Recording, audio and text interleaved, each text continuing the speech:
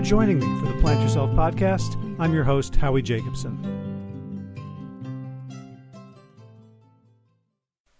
So when I think about fighting global climate change, global warming, climate destabilization, whatever you want to call it, like everybody else, I immediately focus on carbon. What's my carbon footprint? How can I reduce my carbon footprint? Do I have to buy carbon credits? Are there carbon sinks available? Is there carbon cap and trade?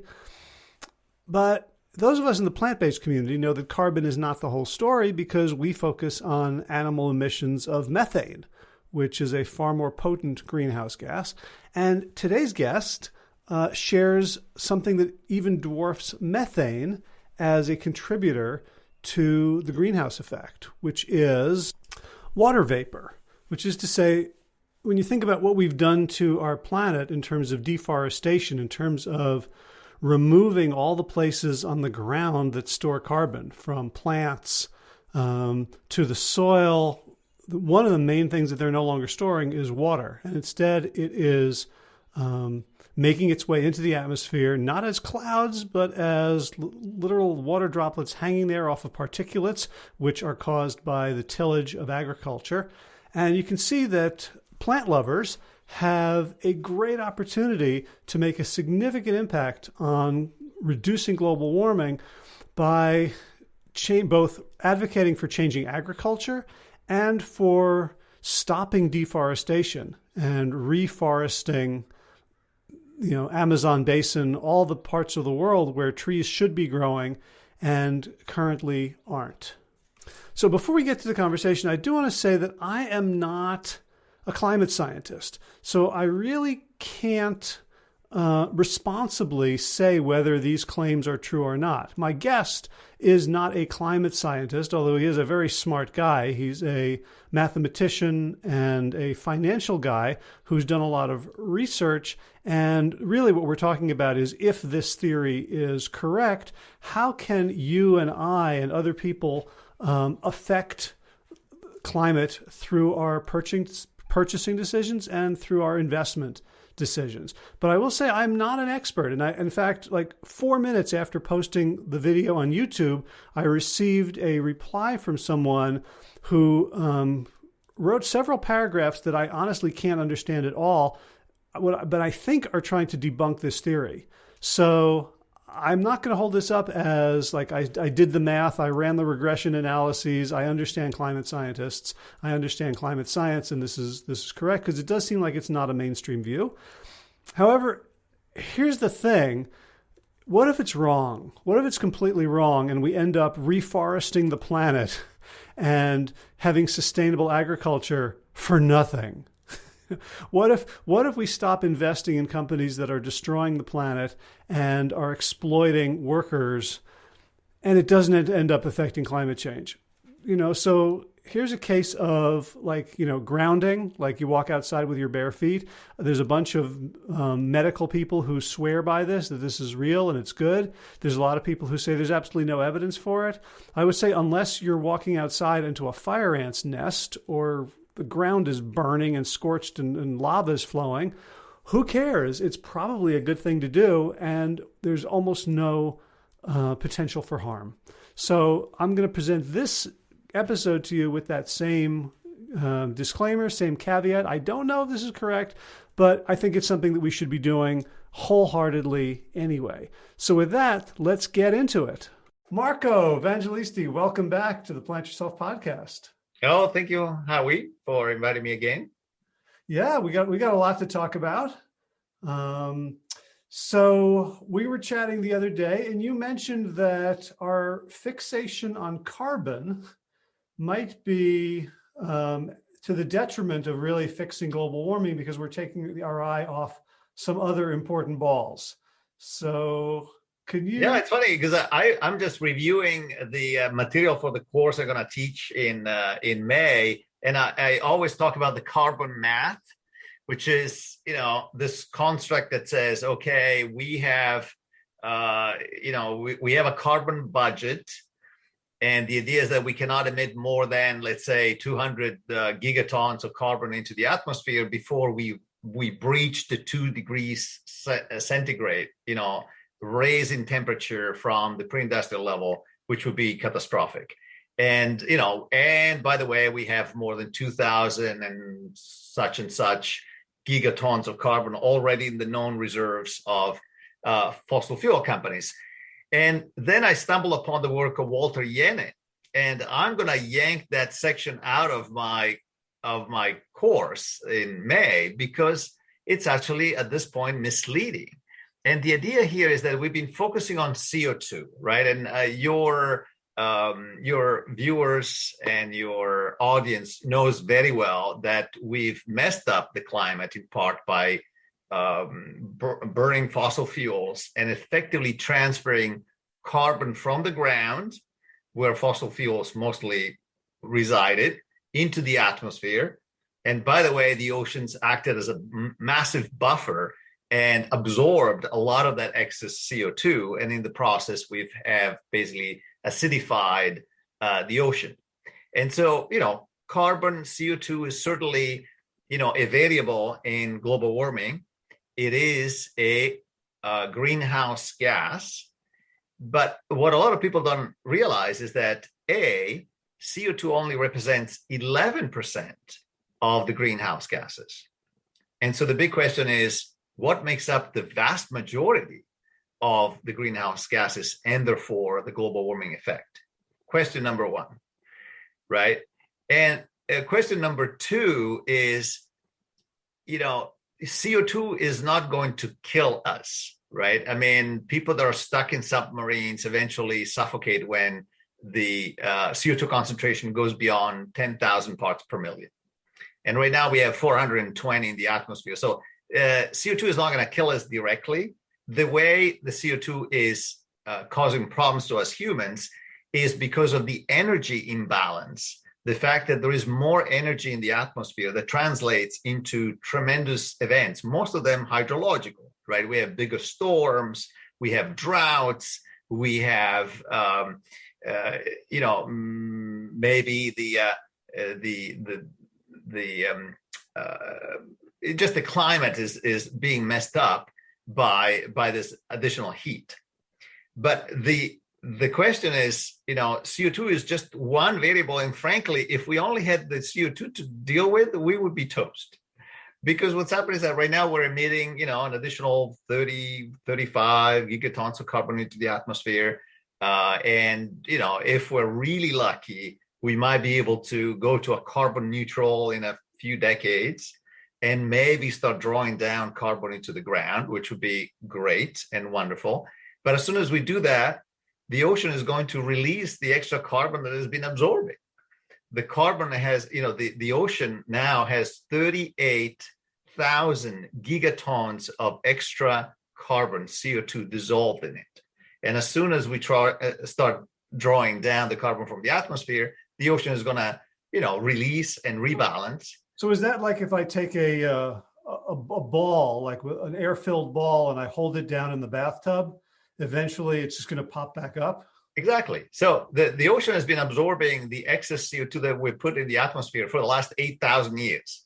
And we do that not only by putting, fossil fuels into the air and CO2 that way, but also through our agricultural practices.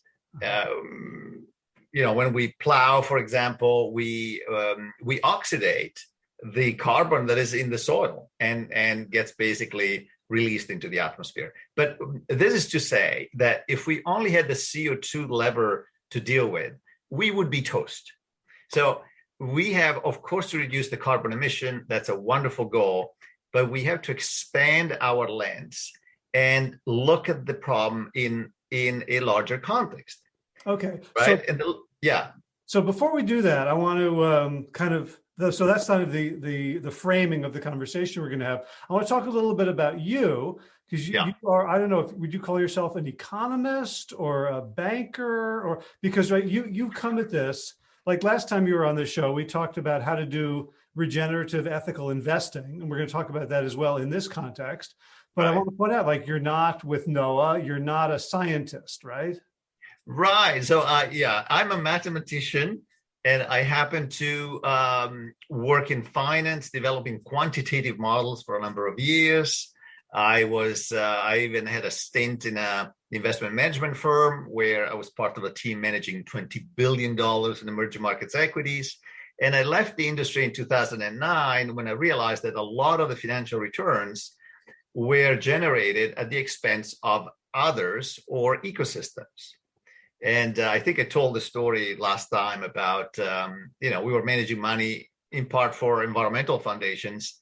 And then I found that one of the stocks we were holding in the portfolio was a palm oil company that had destroyed the habitat of the orangutan in the Borneo by destroying all this rainforest and planting a monocrop of palm oil plants. And that was my moment when I realized what the heck we're doing here. We have financial, we're all doing our job, and our clients, some of them, environmental foundation, are giving us money, which we invest.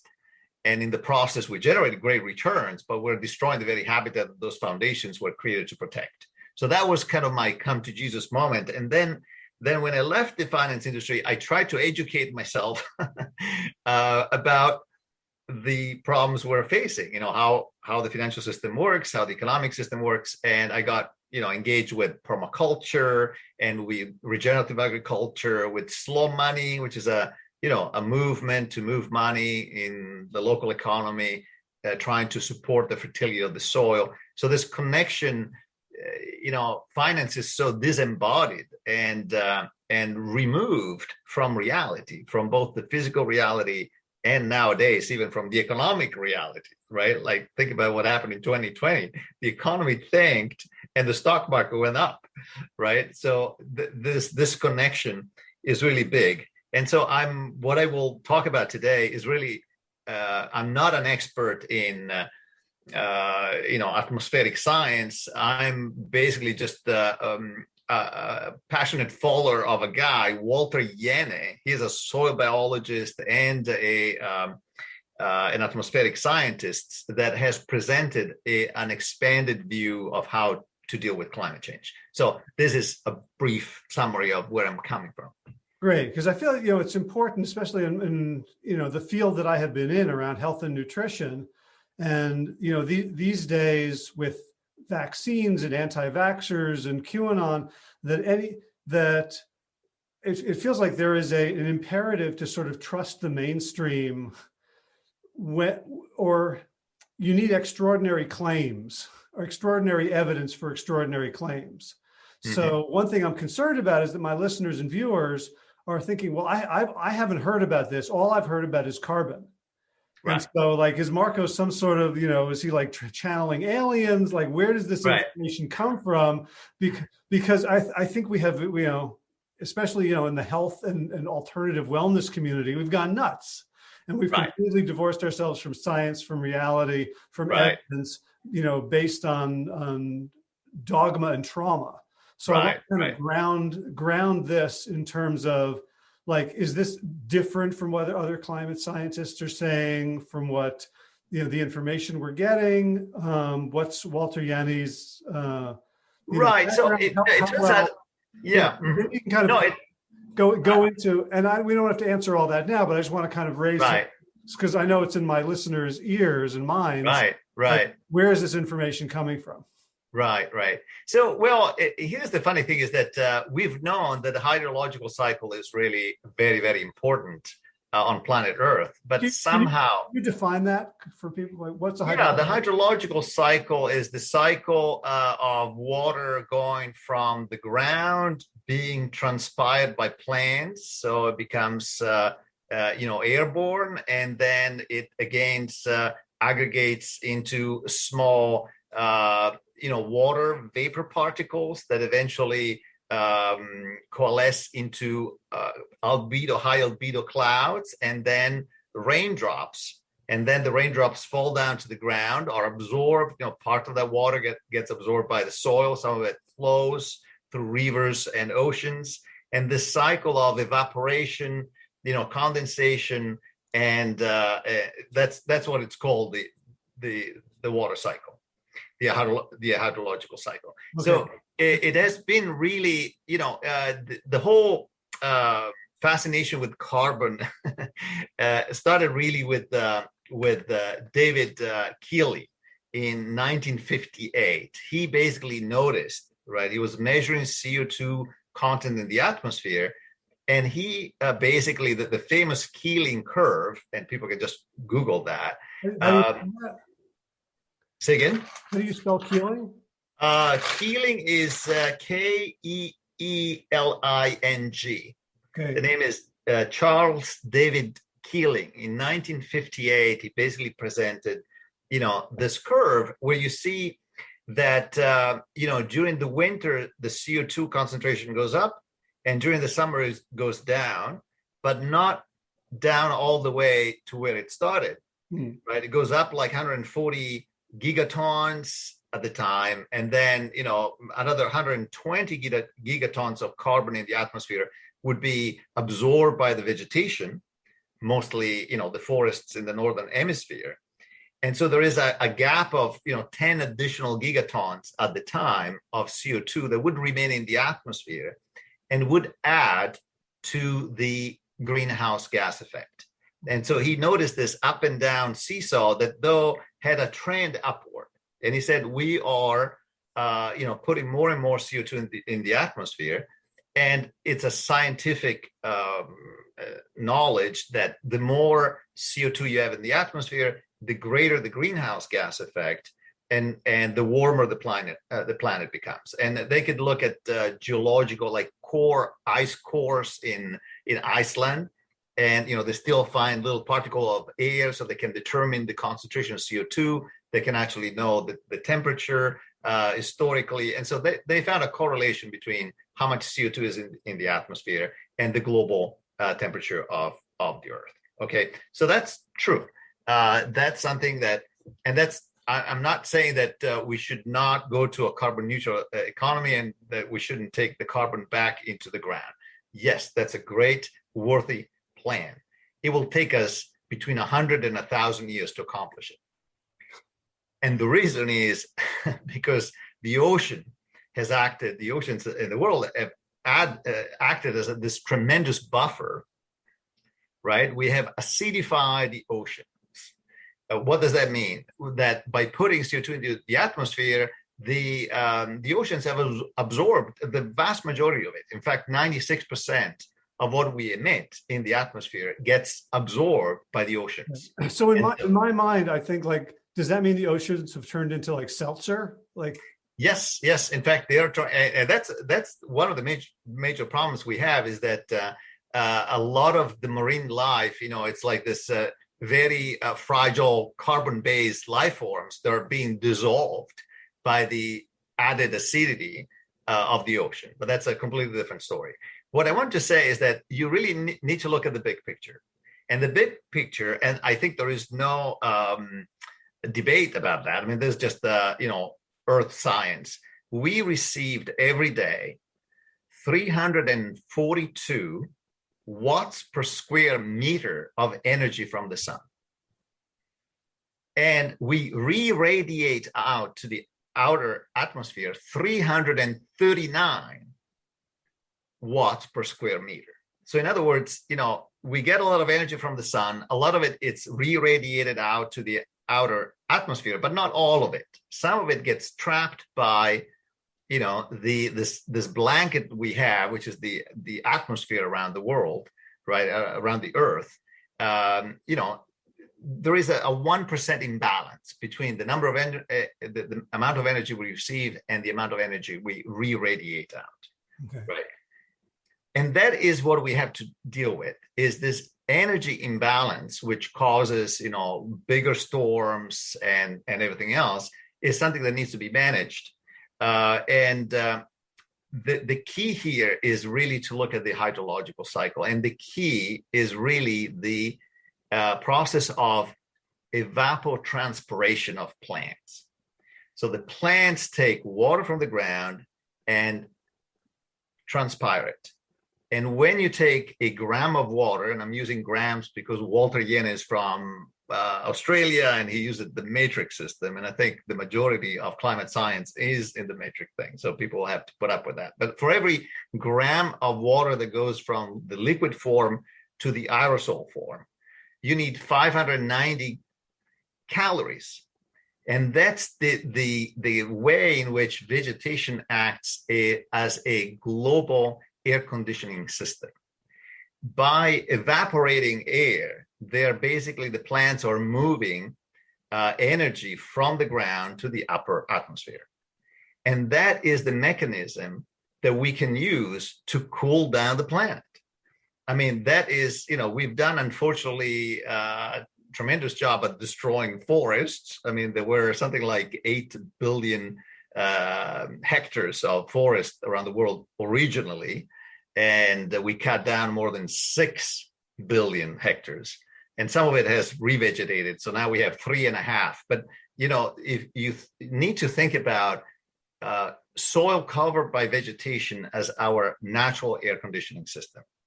So the same way that I would sweat and cool my body down by transpiring water into the atmosphere. Yeah. That's what the planet's doing. It's basically sweating to stay. Right. It's moving. The evapotranspiration is the process by which you take water and you turn it into vapor and you release it up in the atmosphere. Now, there is an additional step there that we need to look at, which is, and that basically in part will kind of connect the dots in terms of greenhouse gases, right? I said that CO2 is 11% of the greenhouse gases, right? 8% of that is kind of methane and nitrous oxide. 80%, the vast majority of greenhouse gases is water vapor.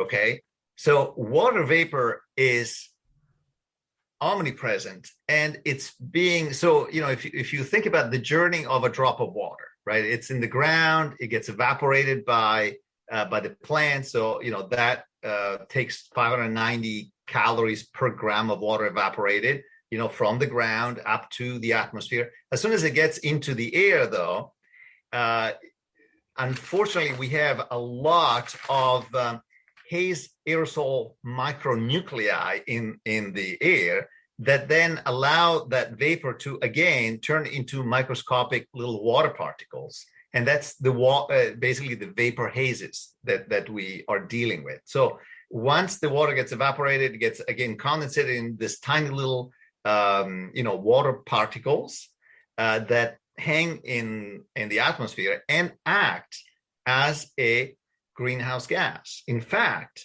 it's 80% of the greenhouse gases when CO2 is only 11%. So what's the difference between water vapor affixed to these little particulates and clouds? Because we've had clouds for a long time. Clouds are good, right? Clouds are fabulous. So clouds, so the difference is the size of the water particles.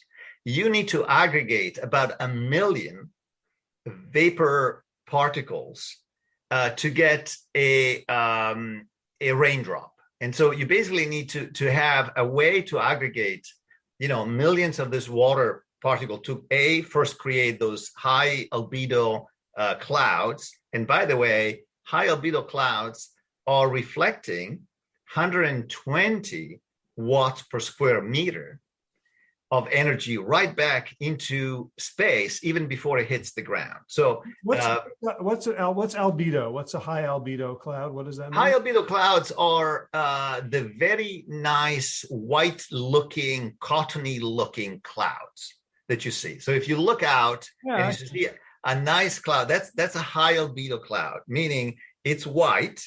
And what's happening is that when the sun hits it, the energy from the sun hits it, it gets just sent right back into space. The term albedo is something about refraction or reflection of light. Is that albedo right? Is how much whiteness is there. So an albedo, like albino and so on, comes from Latin that is related to the color white.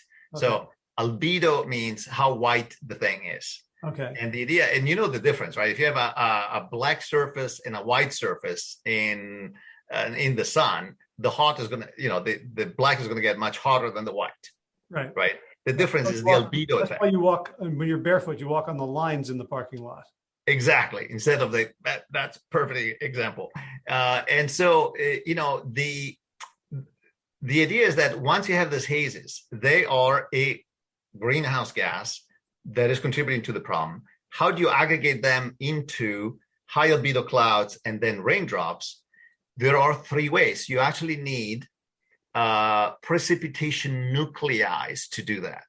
And there are three naturally occurring precipitation nuclei. The first one is salt particles, and they're usually generated by waves activities around the ocean.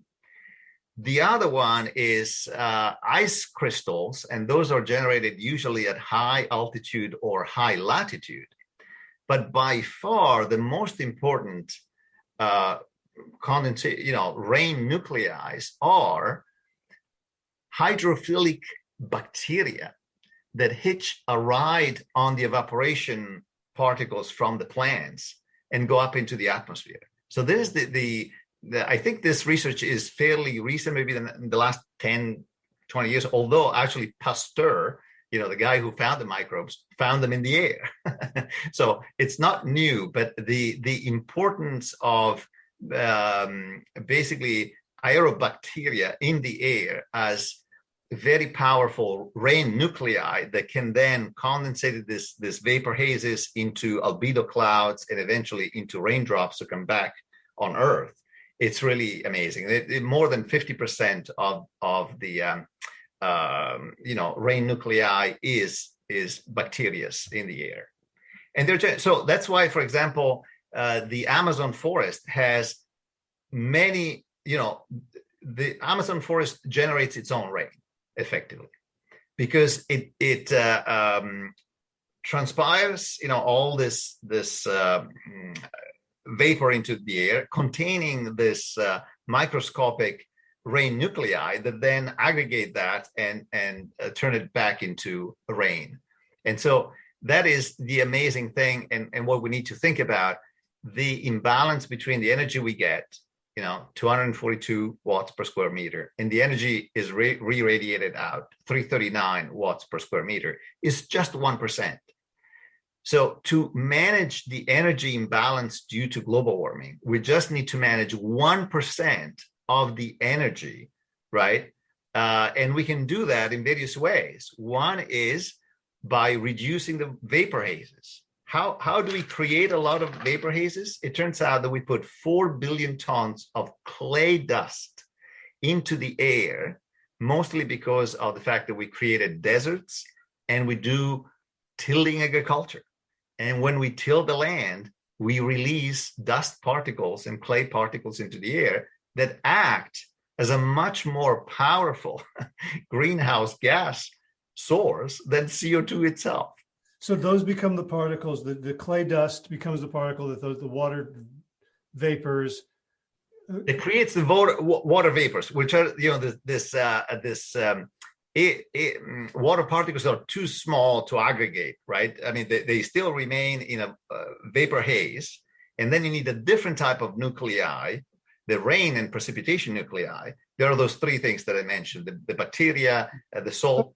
The clay dust blocks like a receptor, like it's preventing the other particles. What the dust particle does is basically takes the vapor and help condense it, right? So think about this: when you go from liquid to vapor, you need energy, right? So that's how the plants are cooling the planet. Is that for every gram of water that they turn from liquid to vapor, right? They take 590 calories. Now, once that vapor, gas form of water, if you want, encounters this little particle of clay, it condenses back and it turns into tiny little water particles, still liquid, but suspended in the air. And that's basically responsible for 80% of the greenhouse gas effects.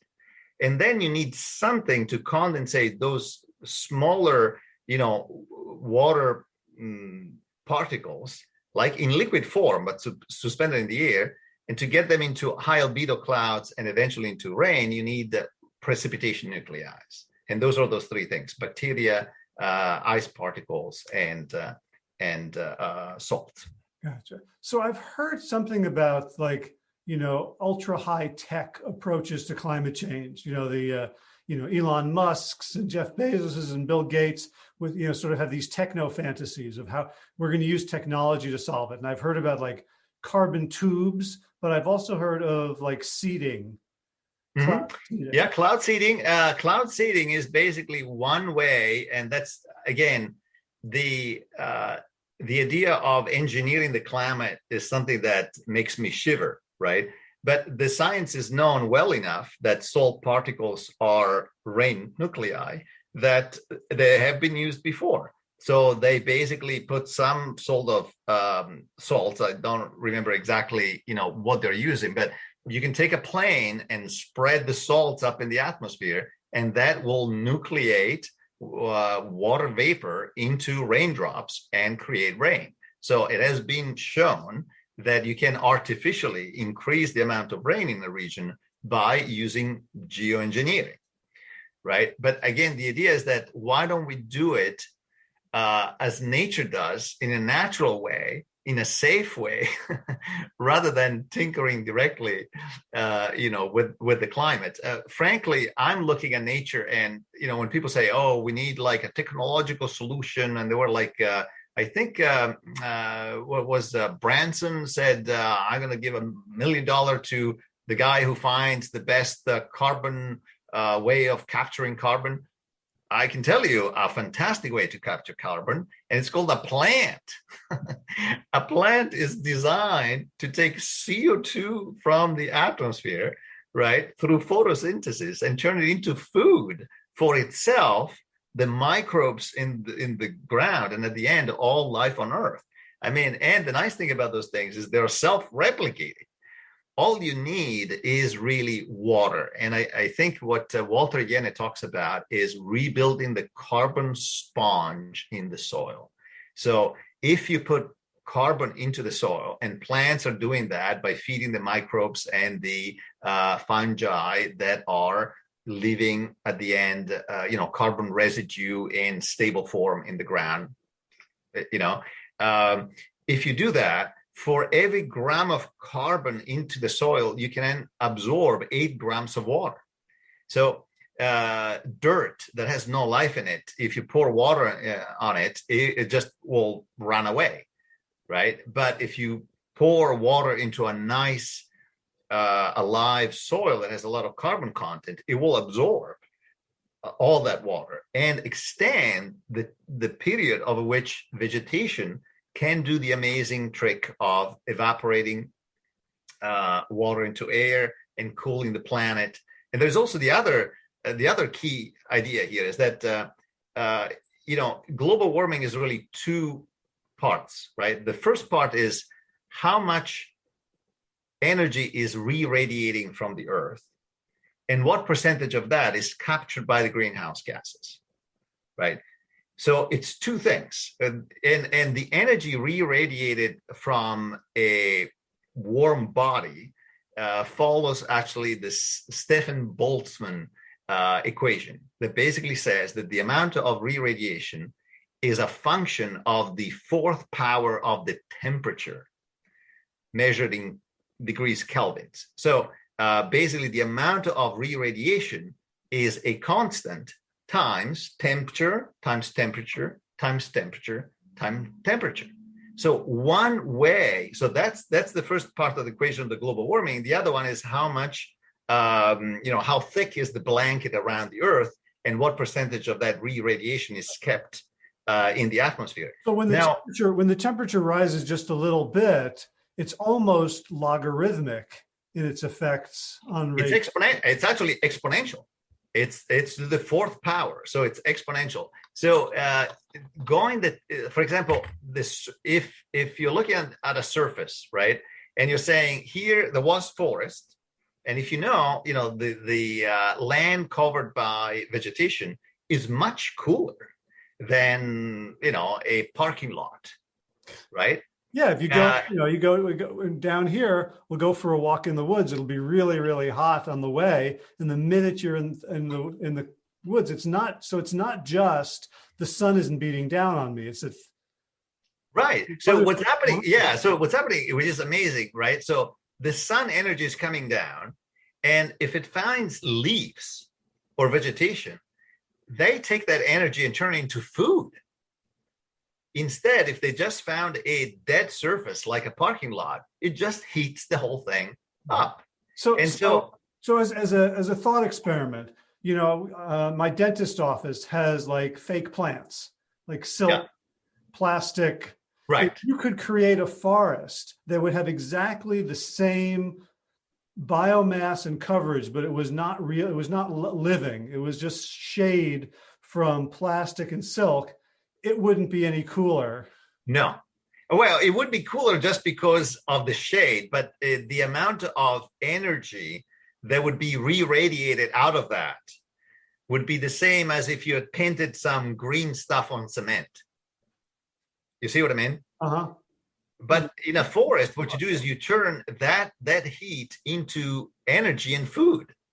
And so that's a much better. What I'm saying is that, when we're thinking about this imbalance in energy, so 342 versus 339, we're talking less than 1%. And if you think about cooling the planet, if we were to increase by 10% our forests, we would take care of that imbalance, even less than that. The problem is that we're actually burning and destroying 10% of the remaining forest every year.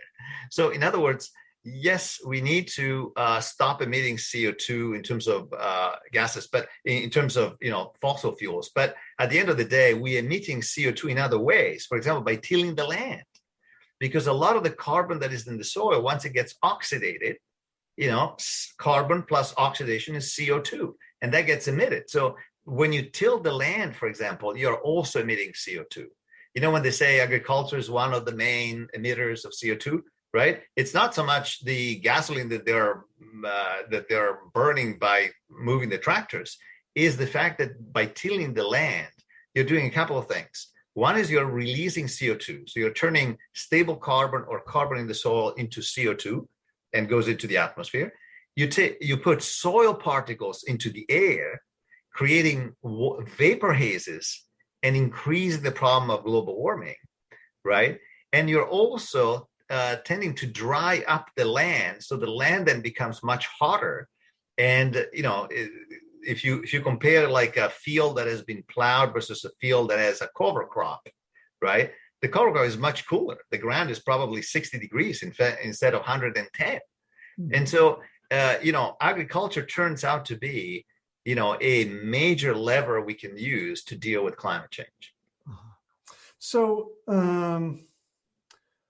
but if you want to plant a garden, don't you have to till? Well, yes. And I wouldn't worry so much about the garden. I mean, it's like for example, when I weed, I do some weeding in my garden. I leave the weeds in place so that the ground is always covered. Mm-hmm. And then as I plant something in it, I usually make a little bit of space. I plant something, and as that grows, maybe the dry weeds either turn into mulch and compost, or I might remove that once I know that the soil is covered by something. But it's a big difference. Of course, yes, if you till something, okay. But it's the industrial size that it really matters. In my garden, I do disturb the soil as little as I can. I do pull out weeds.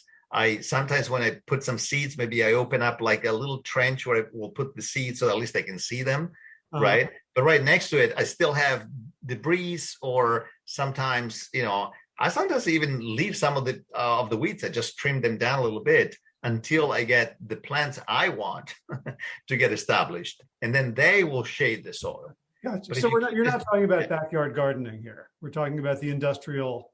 I'm talking about the industrial, and unfortunately, even organic operations. When you say organic farming, chances are they're still doing, tilling of the land. And really what we need to do is we need to do conservation agriculture or regenerative agriculture.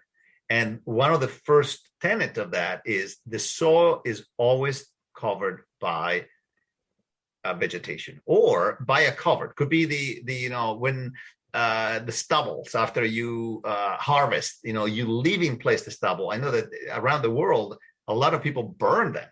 So they turn the carbon that is already there and could be redigested by microbes and fungi into stable carbon, and they volatile it. They burn it and put it up in the atmosphere. So the balance is really how much of the carbon you burn versus how much of the carbon you're absorbing into the ground. And that's really key. So I've flown across the country, and if you fly across the country and you have a window seat and you look down and it's daytime, you'll see looks endless fields, right? Especially around the Midwest, the breadbasket. Yeah. Unfathomable amounts of agricultural land. How on earth do you change the system by which food is produced from them? Because it seems like everything was engineered for giant scale, for machines that are going to sort of till and seed and sow and fertilize and well, in part, I mean, the idea is changing incentives. We have $400 and something billion worth of farm subsidies to the industrial agriculture right now. And if you go from having a monocrop of soybeans or of alfalfa or so on, and you want to do some more diversified planting, you're no longer eligible for a federal insurance. You are not longer eligible for those agricultural subsidies. So in other words, we are subsidizing a tremendously destructive way of doing agriculture when regenerative agriculture is way more profitable. If you don't have the subsidies, if you remove the subsidies, the new way of doing agriculture, which is in balance with nature, using the life that is in the soil instead of killing it, you're enlisting it to produce the food we need. There is, I don't know if you know, David Montgomery is an amazing guy who wrote Growing a Revolution. He was he's a geologist, and he wrote Dirt, the Collapse of Civilization, and looking at the historical record of how the old societies would overtill the land, and then the soil would erode, and eventually the civilization will collapse. And then after 1,000 years, nature rebuilds the fertility, and you start the cycle again. And then he wrote with his wife a wonderful book called The Hidden Half of Nature, talking about the importance of microbes, both for our gut health and for the health of the soil.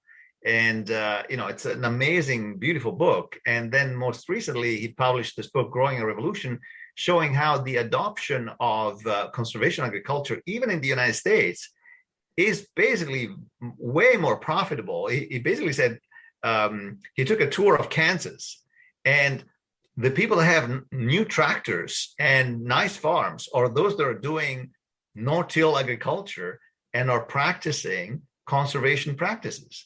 You can do it on an industrial level.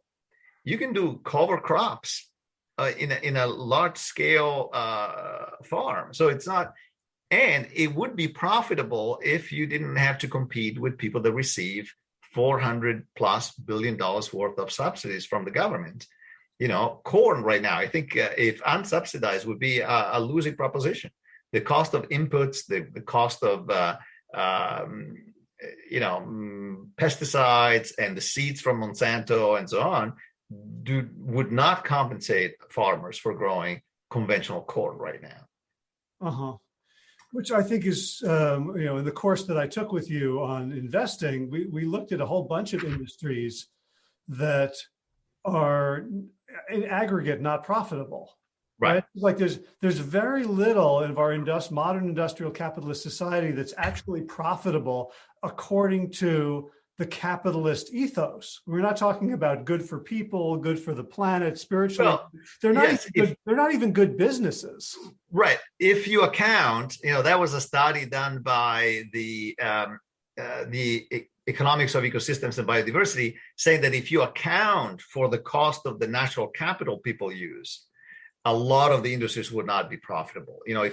if you really had to pay for the real cost of a hamburger, you would pay $200 because you would have to factor in the cost of global warming from deforestation in the Amazon, soil erosion in Brazil, and so on, right? So if you really factor in the cost of using nature for free, as we do, very few industries will be profitable. So Mother Nature is like this mafia hitman, right? Like, oh yeah, take it now, but in a few decades, yeah, well, like we're gonna, you won't even be able to live. Yeah, it's funny when people say, "Oh, we need to save the planet." No, the planet will save itself. Nature will fix whatever mess we do. There's no worries. The question is whether we're going to be around or not. And so we need to save ourselves, not nature. So let me ask you that, because you'd mentioned that certain like large swaths of the earth are no longer vegetatively covered, like deserts. Yeah, we created 5 billion hectares of deserts.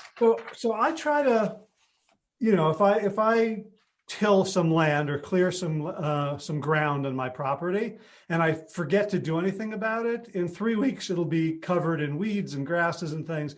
My driveway, which I actively try to keep weeds off of, they grow. What happened? Why are deserts so resilient to Mother Nature reforesting them or revegetating? Well, at a certain point, what's happening is that life is possible in the soil because of the microbes. And so those are both bacteria, fungi, and so on. Above a certain temperature, you are basically baking all the life and killing it all. So in a desert, it's so hot that there is no life left in the soil. And you need that life to retain the water and allow for additional vegetation. So even in your driveway, if you dig a little bit deeper, right, you still have some soil that is alive. You still have, some moisture out there. And the moisture is there because there is some carbon. There is something to hold it. There is some residue of life. Usually the fungi, once they die, they leave behind the chitin, in their cells. And that turns into glomalin that basically binds the soil together and can allow for water absorptions and so on. So in reality, you haven't created a desert yet because there's not a large enough swath of land that you've cleared.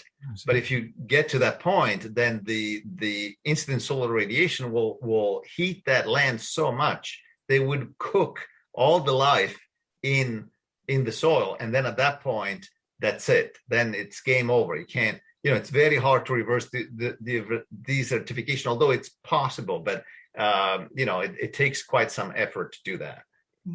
The idea would be not to cut the forests. And that's why one of the things I wanted to do before the end of our talk is show a tool to your audience about checking out whether you have any deforestation companies in your investments. Because I guess my shtick has been that all these problems, climate change, social instability, and so on, it's all linked to finance and investing and what we do with our money.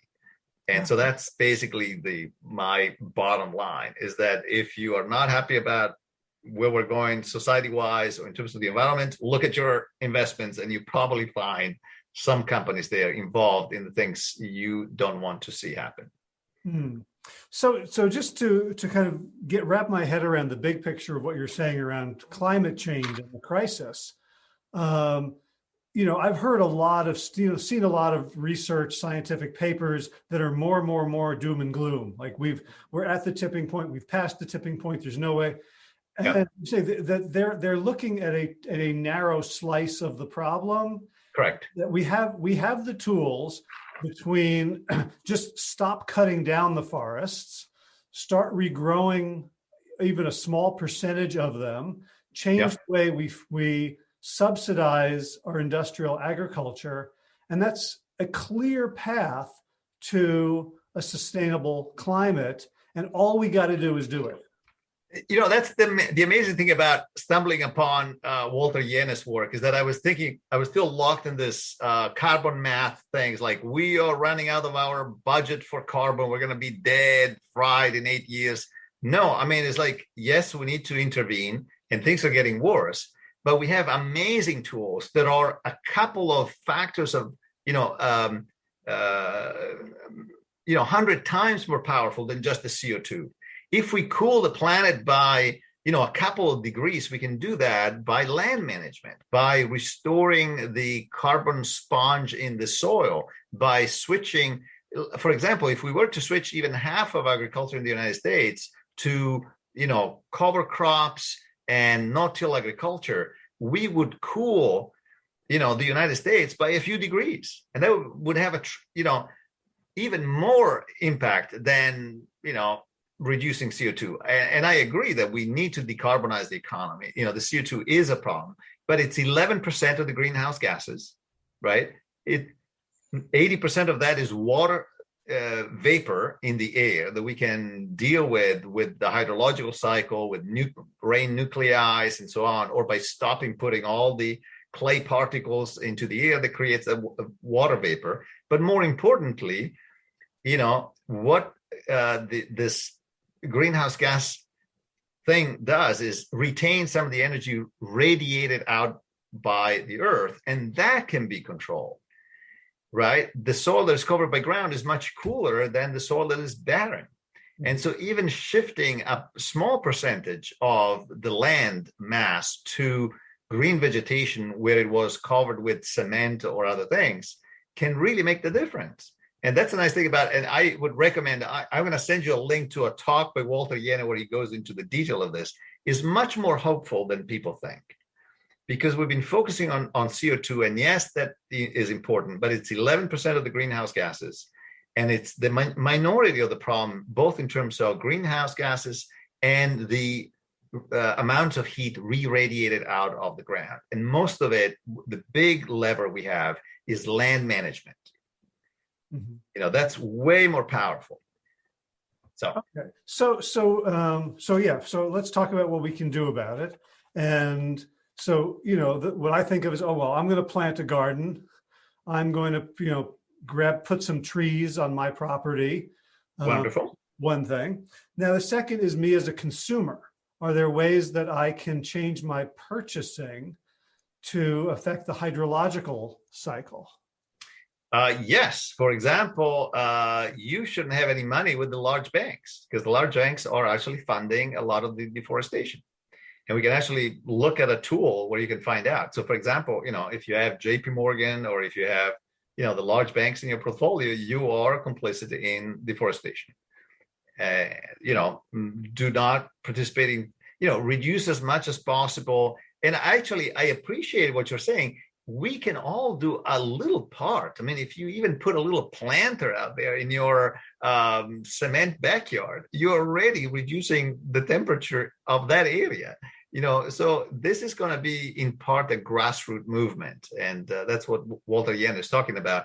There are now a number of kind of a generation of farmers that see how powerful what they can do is in affecting the energy imbalance on Earth, which is the result of climate change. Okay, but I was asking specifically, so before we get to investments, yeah, as a consumer who goes to the supermarket, who buys office equipment, yeah, is there any leverage there? Well, I'm not a specialist, but I would say the way we eat is certainly very important, and eating lower on the food chain, as you've been saying, that's very important, in part because, there's a big difference between animals raised in CAFOs and animal on the ground. When we're talking about regenerative agriculture, there is a role for ruminants to play. Ruminants have basically created the prairies over time. And that's what, they have a key role in increasing the fertility of the soil, right? So that's one thing. So if people don't eat meat, great.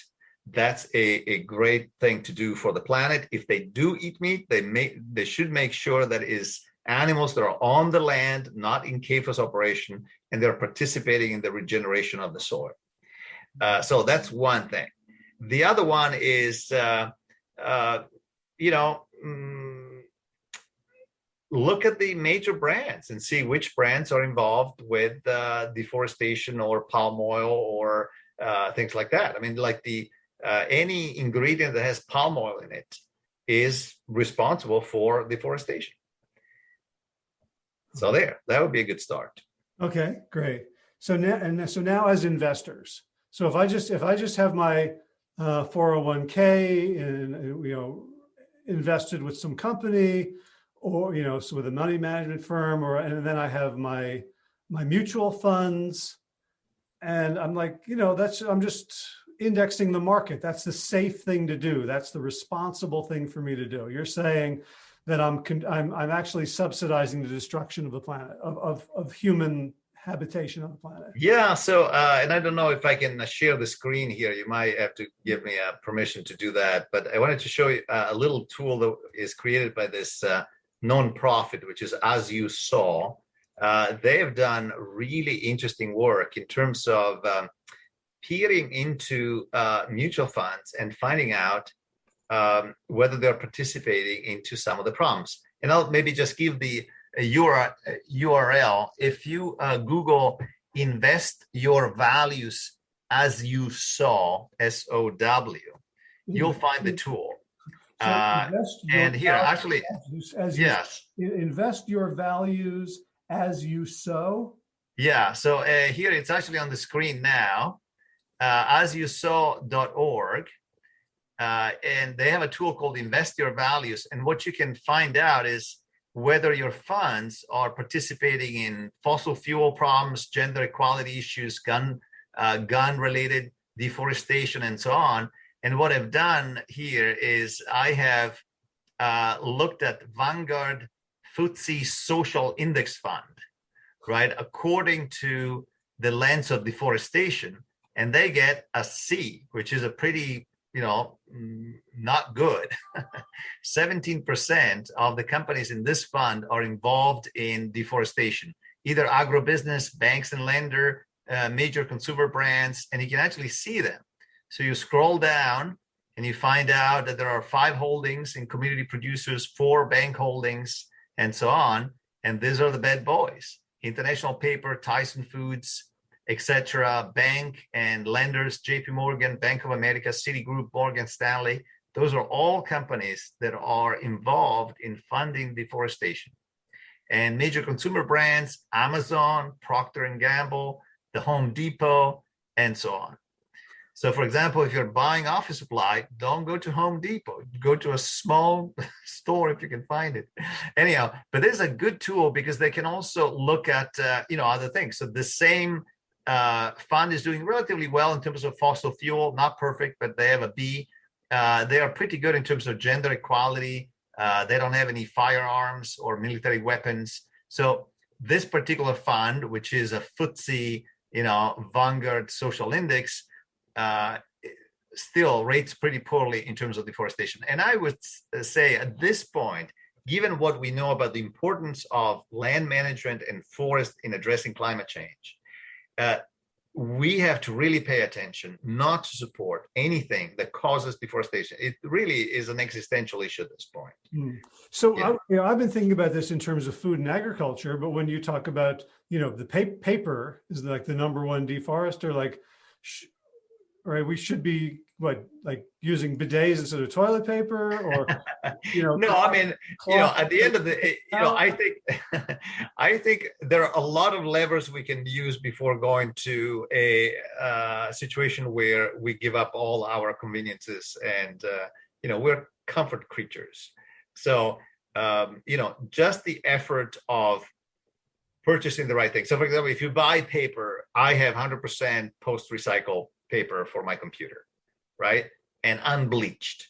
Okay, it's not super white so that you have to put sunglasses on to read it, but that's okay. Yeah, I can put up with that. You have your high albedo clouds for that. You don't need paper. Exactly, right? So things like that. Of course, use the toilet paper, use maybe recycled toilet paper. So you create maybe a market for recycled paper, which is great. The problem with Amazon and so on is that, boy, the boxes that we receive, and how much of that is involved in, getting deforestation, because they basically buy forest products and pulp usually to make all those boxes. So, we can do what we can, but the big levers are really land management policies. I mean, revising, for example, the federal laws around agriculture, the farm laws, the farm bills. I mean, that is really important if we try to support regenerative agriculture instead of the very destructive industrial agriculture. Mm-hmm. Do you have any thoughts on the current Secretary of Agriculture, Tom Vilsack? I know a lot. I have a little bit of problem with Tom Vilsack. I think he's very close to the big agribusinesses, unfortunately. So that's a disappointment in terms of the Biden administration's appointments, which have been quite positive. I mean, and very diverse. But Tom Vilsack I'm not crazy about him, unfortunately. But people can change and can be pressured to do the right thing. I mean, I was thinking that Biden was like a pretty boring choice, but boy, he has done some really good stuff so far. And so I think because of the pressure from the outside, from the grassroots, and I think maybe Tom Vilsack could be pressured too, especially because the science is now clear, that the way we treat the land is really key to our long-term survival. And I hope we get our act together. All right. Well, and so before I let you go, let people know how they can find you and talk a little bit about your upcoming course. Yeah, so they can look at ek4t.com. 4 is number 4. And I'm teaching a course. That stands for something for people who aren't going to. Oh, Essential Knowledge for Transition. So ek4t.com. So Essential Knowledge for Transition, or they can just Google Essential Knowledge for Transition. That's my website. And there's a course I'm teaching called Towards Aware and No Harm Investing. And they can find it on my website, What We Do courses, and then they can find a link, or maybe you can put the link in the notes. And I would love to have you include the link to the talk by Walter Jenne. So, I might have sounded like an expert, but really all of what I've shared is what I've heard from Walter Jenne. And I think it's really worth and very uplifting to get this more expanded understanding of how we deal with climate change. Okay, great. So I'll include that. And I will say that I took the course and it was great. And I learned a lot, and it has affected how I look at how I invest my money. Where, before I was completely hands off and thinking, well, I'll just buy, recycled and used stuff. And at the same time, the funds that, are in my name were committing great harms out in the world. And, right. And I didn't, I still haven't shifted completely. But I'm more aware, as the course is Towards Aware and No Harm Investing. So I feel like I'm making less and less harm and more good. And wonderful. And not doing, and doing it in ways that can also be financially responsible for me and my family. Right. Absolutely. Yeah. And again, baby steps, but taking the steps. So you're on the process, and I think that's great. And it is a great feeling to know when you get to a full no harm portfolio, to know that your portfolio is not engaged in any of the problems you want to see solved, including climate change, growing inequality, and so on. So that's possible. And the start of the journey would be the course. So thank you for taking it. I think it was fun to have you. Yeah, I just have this image of the parent is seeing their child being bullied, and yet every time their kid gets hit, they give $5 to the bully. Right, exactly. There's so many externalities that we live within a system that's gotten too complicated. So I really appreciate your ability to simplify it and to apply. I think one of your geniuses is your ability to apply a math and finance lens to these other parts of life that appear much more complex than they really are, when it's really about inputs and outputs, right, flows. So again, right. ek4t.com. playyourself.com, and I'll include all the links and all the books that you mentioned in the show notes for this episode. I don't know what number that will be yet, but if someone just goes to plantyourself.com and searches for Marco, there will be 3 Marcos. You are 2 of them, and Marco Borges is the 3rd one. And the last one we did, I know, is plantyourself.com/421. So if you missed that one, go back, and that will give you a foundation into no harm and regenerative investing. Great, wonderful. Thank you, Howie. It was great to be on your show again. Thank you so much, and I hope we keep spreading the message and saving our beautiful little planet for ourselves. Wonderful. Okay, thank you. Bye. All right. If you found that interesting, useful, valuable, infuriating, you want to refute it, you can check out the sources at plantyourself.com/461. So let's see what's going on. We did a lot of gardening over the weekend. I'm laying out these beds with lots of mulch. We have so many piles of wood chips. Mia has made friends with all of the tree care companies in the area, and they know that they just need to drop a load of chips, just come right up our driveway and dump them on anything that isn't a car. And we've got a ton, and they're all going to make their way into the garden. It's pretty good exercise, got to say. So that's been most of the garden news. We still got to plant some Jerusalem artichokes. Did I mention that we stopped keeping bees about 2 months ago? We just decided it was just too much work, labor, too hard. And so Mia had a yard sale and sold all of her bee equipment. And then, like, literally a week and a half later, our neighbor called. There was a swarm. There was a swarm in one of his trees. And so Mia went over there and got it. And we still had 1 bee box and a frame and a hive. So we put it in there, and she checked on them a couple of days later, and they're doing great. So guess what? We have bees again. So now we have to go and buy a bunch of stuff. It's like, sometimes the universe tells you very clearly, nope, don't do that. Don't change. Keep doing what you're doing. You're on a good track. So the bees are out there. They're going to help us pollinate.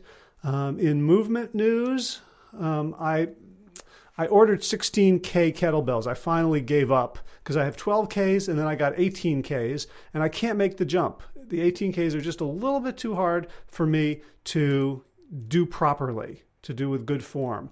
And so I finally admitted that and got the 16Ks, which is only about 5 pounds less.